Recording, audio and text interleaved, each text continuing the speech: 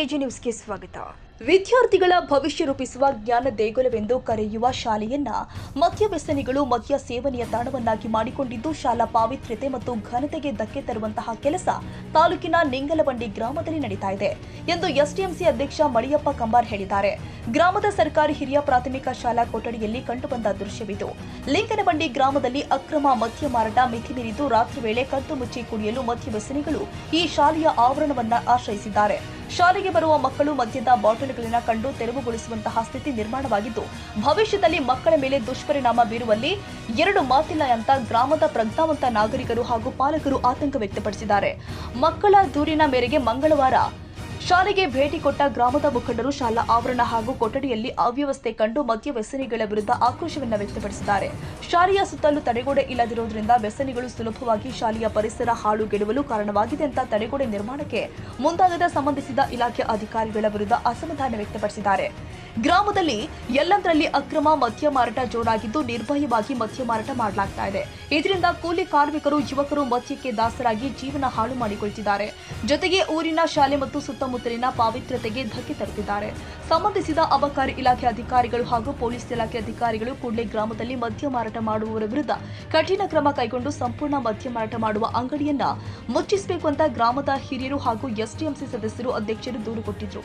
ದೂರನ್ನ ಆಧರಿಸಿ ಗ್ರಾಮಕ್ಕೆ ಭೇಟಿ ಕೊಟ್ಟ ಅಧಿಕಾರಿಗಳ ತಂಡ ಗ್ರಾಮಸ್ಥರಿಂದ ಮಾಹಿತಿ ಪಡೆದು ಪರಿಶೀಲನೆ ಮಾಡಿದ್ದಾರೆ. ಅಕ್ರಮ ಮದ್ಯ ಮಾರಾಟಗಾರ ವಿರುದ್ಧ ಪ್ರಕರಣ ದಾಖಲಿಸಿ ಕ್ರಮ ಕೈಗೊಳ್ಳುವುದಾಗಿ ಭರವಸೆ ಕೊಟ್ಟಿದ್ದಾರೆ. 2 ವರ್ಷ ಗತಿಸಿದ್ರೂ ಕೂಡ ಶಾಲಾ ಕಾಂಪೌಂಡ್ ನಿರ್ಮಾಣ ಅಪೂರ್ಣ. ಶಾಲಾ ಕಾಂಪೌಂಡ್ ನಿರ್ಮಾಣ ಮಾಡ್ತೀವಿ ಅಂತ ಹೇಳಿ ನೆಲದ ಅಡಿಪಾಯ ತೆಗೆಸಿದ ಗ್ರಾಮ ಪಂಚಾಯಿತಿ ಅಭಿವೃದ್ಧಿ ಅಧಿಕಾರಿಗಳು ಕಾಂಪೌಂಡ್ ನಿರ್ಮಾಣ ಮಾಡದೆ ಹಾಗೆ ಬಿಟ್ಟಿದ್ದಾರೆ. ಈ ಕುರಿತು ವಿಚಾರಿಸಿದ್ರೆ ಪಂಚಾಯಿತಿಗೆ ಇನ್ನೂ ಅನುದಾನ ಬಂದಿಲ್ಲ, ಬಂದ ಬಳಿಕ ಕಾಮಗಾರಿ ಮಾಡಲಾಗುತ್ತೆ ಅಂತ ಹೇಳಿ 2 ವರ್ಷ ಗತಿಸಿದೆ. ಶಾಲಾ ಸುತ್ತಲೂ ತಡೆಗೋಡೆ ಇಲ್ಲದಿರೋದ್ರಿಂದ ಶಾಲೆಯಲ್ಲಿ ಅನೈತಿಕ ಚಟುವಟಿಕೆಗಳು ಹಾಗೂ ಕುಡುಕರ ಹಾವಳಿ ಹೆಚ್ಚಾಗಿದೆ ಅಂತ ಶಿಕ್ಷಕರು ಅಸಮಾಧಾನ ವ್ಯಕ್ತಪಡಿಸ್ತಾ ಇದ್ದಾರೆ. ಅದ್ರ ಬಗ್ಗೆ ಯಾರು ಶಾಲೆ ಇಂಥ ಅಹಿತಕರ ಘಟನೆ ನಡೆಯುವಾಗ ಮಕ್ಕಳ ಮೇಲೆ ಅದಕ್ಕಾಗಿ ಕೂಡಲೇ ಕ್ರಮ ಕೈಗೊಂಡು ಈ ಒಂದು ಪಾರ್ನಿಸ್ವರವನ್ನು ಮಾಡಿ ಗ್ರಾಮದ ಪಾರಮುಕ್ತ ಮಾಡಬೇಕಂತ ನಾವು ಗ್ರಾಮಸ್ಥರ ಪರವಾಗಿ ಕೇಳ್ಕೊಳ್ತೀವಿ. ಈಗ 2-3 ಸಲ ಆಗೈತೆ ಅಂತ ಹೇಳಿದ್ರೆ ಯಾರಿಗೆ ಮನೆ ಕೊಟ್ಟಿದ್ರೆ ಯಾರಿಗೆ ಕೊಟ್ಟಿಲ್ಲ ಸರ್. ನಾವಲ್ಲಿ ಇದು ಮಾಡ್ತಾರೆ ಕೆಲವೊಂದು ಕಡೆ ಹೋಗಿತ್ತು, ಅದು ಇದಾಗಿತ್ತು. ಮತ್ತು ಈ ವರ್ಷ ಇದಾಗ್ಯಾವ, ಮತ್ತೆ ಏನು ಮಾಡೋಕ್ಕಾಗಲ್ಲ. ಈಗ ಮುಂದೆ ಏನು ಮಾಡ್ಬೇಕಂತ ಮಾಡಿದ್ರು ಮುಂದೆ ಮತ್ತೆ ಶಾಲೆ ಮಕ್ಕಳು ಕರ್ಕೊಂಡು ಹೋಗಿ ಮತ್ತೆ ನಾವು ಮುನ್ನ ಅಧಿಕಾರಿಗಳಿಗೆ ಇದು ಮಾಡ್ತೀವಿ. ಮತ್ತೆ ನಮ್ಮ ಗ್ರಾಮದಲ್ಲಿ ಪಾಲನೆ ನಿಷೇಧ ಆಗಬೇಕು, ಎಲ್ಲರಿಗೂ ಕೂಡ ಕಠಿಣವಾದ ಶಿಕ್ಷೆ ಕೊಡಬೇಕು. ಅವ್ರು ಯಾರೋ ಇಲ್ಲ.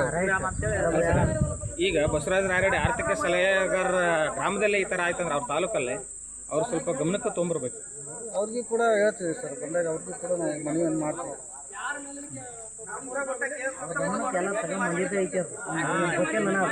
ಸ್ವಲ್ಪ ಈ ಥರ ಗಮನಕ್ಕೆ ತೊಗೊಂಬಂದ್ರೆ ಅವ್ರು ಆ್ಯಕ್ಷನ್ ಇದು ನಮ್ಮ ಅನಿಸಿಕೆ. ಈಗ ಇಂಥ ಒಂದು ಶಾಲೆ ಒಳಗಿಂತ ಘಟನೆ ನಡೀತಿದ್ದಾಗ ಮತ್ತೆ ಒಂದು ಕ್ರಮ ಕೈಗೊಳ್ಳುತ್ತೆ ನಾವು ಮನವಿಯನ್ನು ಕೂಡ ಮಾಡ್ತಾ ಇದ್ದೀವಿ. ನಾವು ಮುಕ್ತವಾಗಿ ಕೂಡ ನಾವು ಗ್ರಾಮಸ್ಥರೆಲ್ಲರೂ ಕೂಡ ಇದಕ್ಕೆ ಹೋರಾಟವನ್ನು ಮಾಡ್ತೀವಿ ಅಂತಕ್ಕಂಥ ಮಾತನ್ನು ಈ ಸಂದರ್ಭದಲ್ಲಿ ಹೇಳ್ತೀವಿ. ಇದೊಂದು ಯಾವುದೇ ಇಲ್ಲ, ಇವತ್ತು ಜಾತಿ ಇಲ್ಲ, ಪಕ್ಷ ಇಲ್ಲ, ಏನಿಲ್ಲ. ಇದೊಂದು ಗ್ರಾಮದಲ್ಲಿ ಒಂದು ಸುವ್ಯವಸ್ಥೆ ಹೊರತು ಇಂಥ ಪಾಲನೆ ನಿಷೇಧ ಆಗಬೇಕನ್ನೋದೇ ನಮ್ಮ ಅಭಿಲಾಷೆ. ಈಗ ಗ್ರಾಮ ಒಳಗೆ ಅಲ್ಲೆಲ್ಲಿ ಇದ್ರೊಳಗೆ ಮದ್ಯ ಮಾರಾಟ ಮಾಡ್ತಂತ ಅದ್ರ ಬಗ್ಗೆ ಏನು ಹೇಳ್ತಾರೆ ನೀವು? ಮಾಡ್ತಾರೆ ಸರ್, ಮಾರಲ್ಲೇ ಇದೆ ನಮ್ಮ ಗ್ರಾಮದಲ್ಲಿ. ನಿಮ್ಗೆ ಈಗ ಮದ್ಯ ಮಾರಾಟ ಅನುಮತಿಯನ್ನು ಪಡೆದುಕೊಂಡ್ರೆ ಅನುಮತಿ ಈಗ ಅದ್ರ ಬಗ್ಗೆ ನೀವೇನಂತಾರೆ? ಗ್ರಾಮ ಒಳಗೆ ಮದ್ಯ ಮಾರಾಟ ಮಾಡಕಂತಾರ ಅಂತ ಮೇಲೆ ಅಂತ ತೆಗೆದು ಹಾಕ್ಬೇಕೇನು? ಇನ್ನು ತೆಗೆದು ಹಾಕ್ಬೇಕಂತ ನಾವು ಕೇಳ್ತೀವಿ. ಈಗ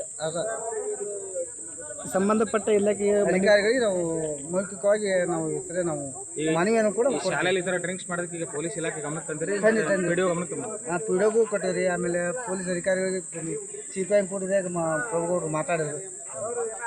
ಈಗ ಹೋಗಿ ನಾವು ಕೂಡ ಒಂದು ಲಿಖಿತವಾದಂಥ ಅರ್ಜಿ ಕೊಟ್ಟು ಕೂಡ ರಾಯರೆಡ್ಡಿ ಸಾಹೇಬ್ರಿಗೆ ಮಾತಾಡ್ತೀವಿ. ಶಂಭುಲಿಂಗ ಹಿರೇಮಠ, ಪ್ರಭುಗೌಡ, ಮಾಲಿ ಪಾಟೀಲ್, ಹನುಮಪ್ಪ ಗುರಿಕಾರ, ಕುಡ್ಲೆಪ್ಪ ಕಂಬಾರ್, ಕುಶಾ ಬೇವಿನ ಗಿಡ, ಸಣ್ಣನಮನ ದಿಟ್ಟಮನಿ, ರಮೇಶ್ ಮಡಿವಾಳರ್, ಪತ್ರಕರ್ತ ಶರಣಬಸವ ಚಿನ್ನದಾಸರ ಹಾಗೂ ಗ್ರಾಮದ ಶಿಕ್ಷಣ ಪ್ರೇಮಿಗಳು ಹಾಗೂ ಗ್ರಾಮದ ಮಹಿಳೆಯರು, ಪುರುಷರು ಪಾಲ್ಗೊಂಡಿದ್ದರು.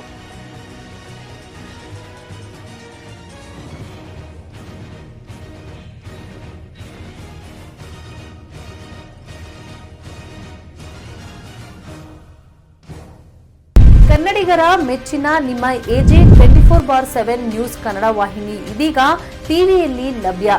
ವೇಳೆ ನೋಟಿಸ್ ಕೊಟ್ಟಿದ್ರೆ ವಾಪಸ್ ತಗೋತೀವಿ. ವಕ್ಫ್ ಪ್ರಾಪರ್ಟಿ ಅಂತೇಳಿ ಬರ್ತದೆ ಅಂತ ಹೇಳಿದ್ರೆ ರೈತರು ಬೀದಿಗೆ ಬಂದು ಏನು ಮಾಡಬೇಕಾಗುತ್ತೆ? ಯಾರು ವೋಟ್ ಹಾಕಲಿಲ್ಲ ಅಂದರೆ ಗ್ಯಾರಂಟಿನೆಲ್ಲ ಸ್ಟಾಪ್ ಮಾಡಿಬಿಡ್ತೀವಿ.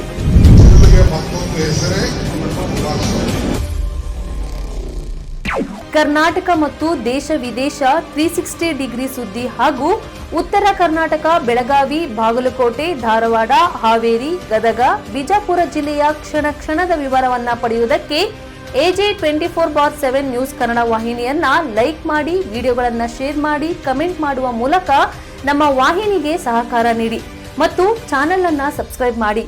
ಧನ್ಯವಾದಗಳು.